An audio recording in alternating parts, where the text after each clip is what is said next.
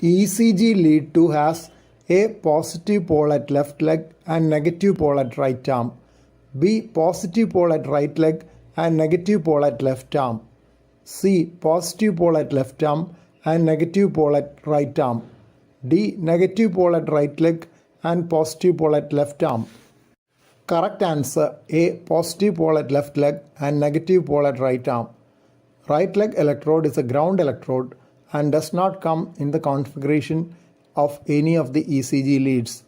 It is usually colored black to indicate this. Option C is the configuration of lead 1. Lead 3 has negative pole on left arm and positive pole on left leg.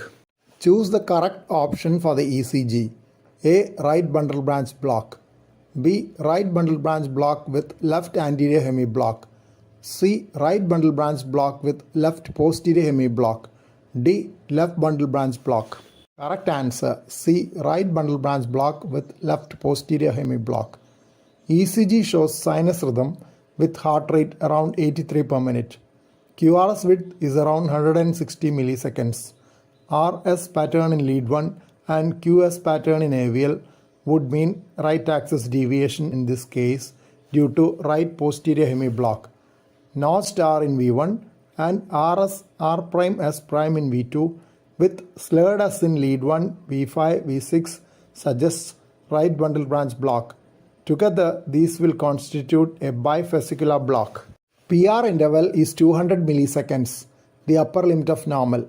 P wave is wide in leads 2 and 3, suggesting left atrial overload. But the negative component of P wave in V1 is not very prominent. If PR interval prolongs further, it will become trifascicular block, which is quite near a complete heart block.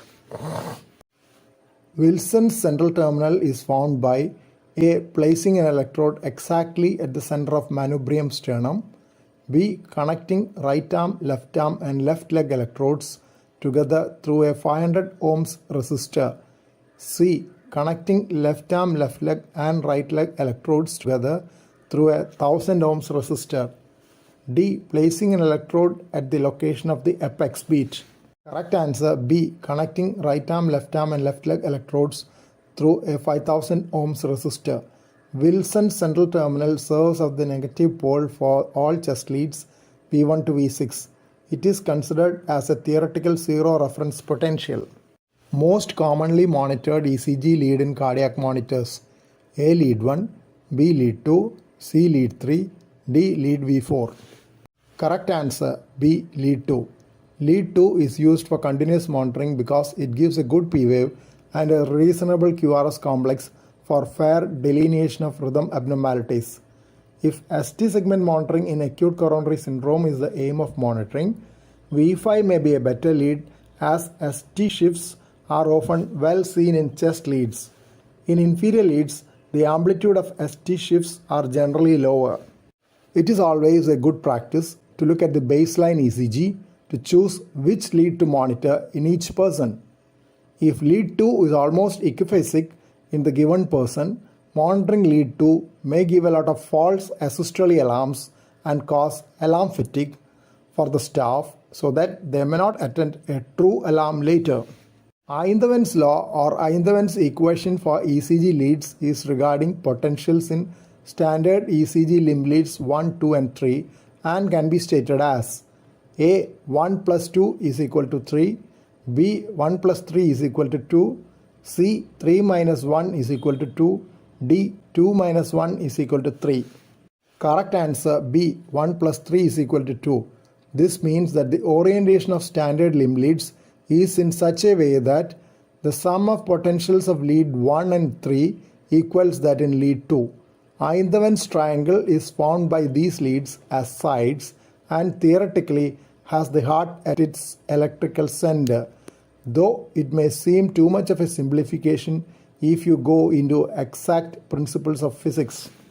Standard recording speed of an electrocardiographic paper is A. 10 mm per second, B. 25 mm per second, C. 50 mm per second, D. 100 mm per second. Correct answer B. 25 mm per second. With standard recording speed, 1 mm on the horizontal axis of the ECG graph will represent 40 milliseconds. Standardization for recording voltage is 10 mm to 1 millivolt. Hence, 1 mm on the vertical axis of the ECG graph will represent 0.1 millivolt or 100 microvolts. In fast rhythms, sometimes we may resort to higher speeds like 50 mm per second. It may be noted that intracardiac electrograms during electrophysiology study is much higher at 100 to 200 mm per second. It is essential to recognize subtle differences in the intracardiac activation patterns to decipher the origin and mechanism of heart rhythm disorders. This echocardiogram was taken in parasternal long axis view. What is the diagnosis? A. Aortic stenosis, B. Mitral stenosis, C. Pulmonary stenosis, D. Tricuspid stenosis. Correct answer B. Mitral stenosis. AML anterior mitral leaflet, PML posterior mitral leaflet, LA left atrium, RV right ventricle. This diastolic frame shows the mitral valve opening into the left ventricle. But commissural fusion and mitral stenosis prevents proper opening, and mitral orifice between the two leaflets is small. Usually they are wide open in diastole. There is doming of the anterior mitral leaflet with a hockey stick appearance. Posterior leaflet, instead of opening posteriorly, is showing a paradoxical anterior movement along with the anterior leaflet due to commissural fusion. This chest X-ray PA view is suggestive of A. Right atrial enlargement, B. Biatrial enlargement, C. Biatrial enlargement with pulmonary venous hypertension, D. Submitral aneurysm. Correct answer C. Biatrial enlargement with pulmonary venous hypertension. ULV, prominent upper lobe vessels, suggestive of pulmonary venous hypertension. Eponyms for this finding include annular sign, inverted mustache sign, redistribution, and cephalization.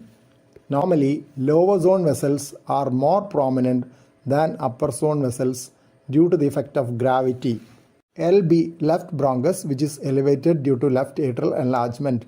LAA, prominent left atrial appendage, also known as third Mughal sign. First Mughal being aortic knuckle and second Mughal pulmonary artery segment. AO, descending aortic contour seen to the left of the spine within the cardiac shadow. RB, right bronchus. Please note that it is more vertical than the left, which is almost horizontal. LA, left atrial border seen as a semilunar shadow within the right atrial contour. Shadow within shadow, double atrial contour, indicating left atrial enlargement. RA, right atrial border noted well away from the spine, indicating significant right atrial enlargement.